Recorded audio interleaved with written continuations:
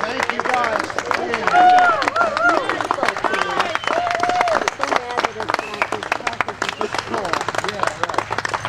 Yeah, well, see, they do a trick on you here. They got everybody so damn confused. They don't know what's going on. You know what? That's exactly what I said. This is a game, the in-out trick part of it. I'm going to get rid of my cell phone.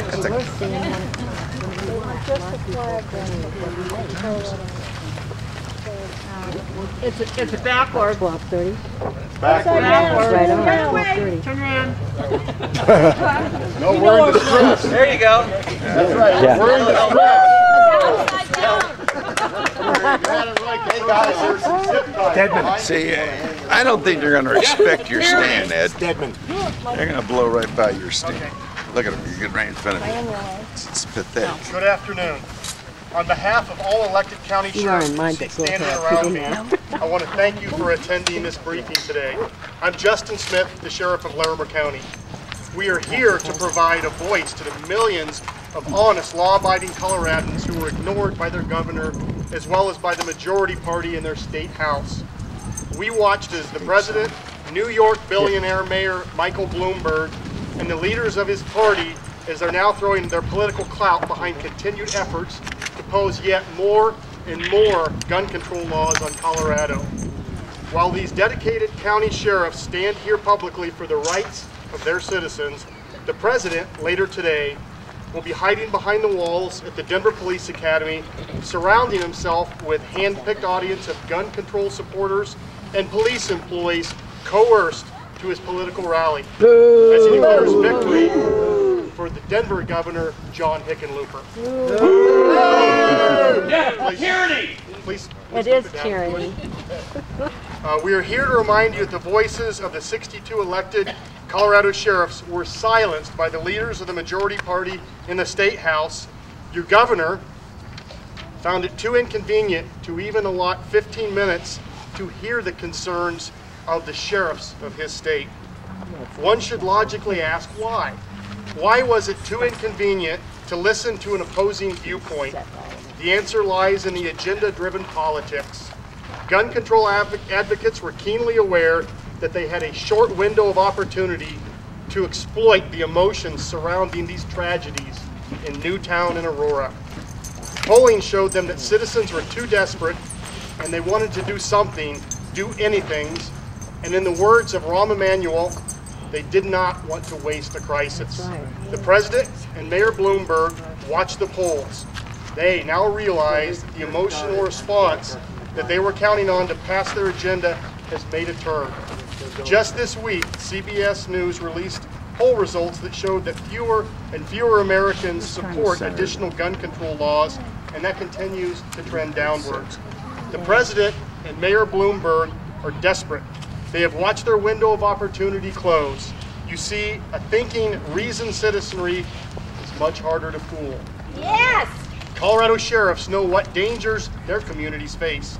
You see, we enforce the laws to protect our citizens from those who want to steal their property and harm them and their families. Here, here. While the gun magazine ban and background check laws may, I repeat, may have been well intended, the truth is the way they are written simply went too far. We understand. We have actually read the bills. There is nothing in those bills that would have prevented the violence in Aurora or in Newtown. That's right. Even the authors of these bills recognize that. In the last 2 weeks, Coloradans have personally witnessed another example of tragic violence when pizza delivery driver Nathan Leon and Department of Corrections Director Tom Clements were murdered by a parolee mistakenly released early from the Colorado prison system. Hickenlooper. Make no mistake, Evan Ebel had no business being outside the walls of a Colorado State prison.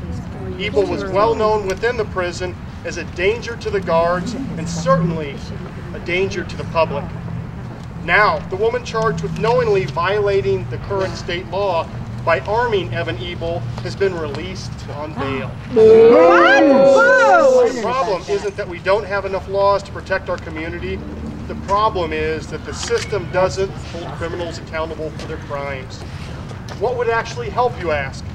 Well, officers need access to the information that would allow them to disarm felons in Colorado. Under the current system, officers on the beat have no access to a database or a list of felons who are prohibited by state and federal law from possessing firearms. Rather than mandate that citizens of my county fleeing wildfire conduct a background check on their own friends before they transfer their shotgun to their custody as they flee the wildfire only to watch their own home burn, why not create this database for local police so they can know and the community can know who is prohibited from having firearms? That's just common sense legislation. Here, here. If the president wants to be a part of the solution to this epidemic of violence in our nation, he needs to be brave enough to step away from the staged media events like the one he's holding later today. The president and our governor need to do what county sheriffs do each and every day. We sit down and listen to the opinions of those with differing viewpoints. What hasn't worked in cities like Washington, D.C., Chicago, will not work in Fort Collins, Colorado. Only with that change of course will they make any noticeable difference in curbing the epidemic of violence that plagues our country. Those are my prepared remarks, and I'd like to add a few more things. What's become a bit of a story that is concerning citizens and concerning police officers is this staged media event held at the Denver Police Academy. And we've seen some of the news reports you've heard from officers who said they were coerced into being there. You'll notice there aren't any Denver police officers here today. And I can tell you, I personally talked to Denver police officers who assured me that they had felt pressured. They were told, you'll be at this event. It was only when officers refused to attend that they were then allowed to go back to their normal districts. They certainly knew that they could not stand up here today without potential repercussions. That is absolutely wrong. Every one of these sheriffs who stands here today stands of their own volition on behalf of their citizens, simply asking for consideration that the lawmakers look at laws that don't add further restrictions, unreasonable restrictions on their citizens. We as sheriffs enforce the current laws that are out there today, the firearms laws, to keep our community safe. We know what works, and if there was any chance that these politicians would take the time to do what sheriffs do and talk, we could move forward. One of the things that frustrates us, we all watch when legislatures get together and you put Republicans here and you put Democrats there. Well, I can tell you there are bipartisan support of sheriffs through Colorado, Democrats and Republicans. And when we come together and we have conferences, there's no split. We sit together.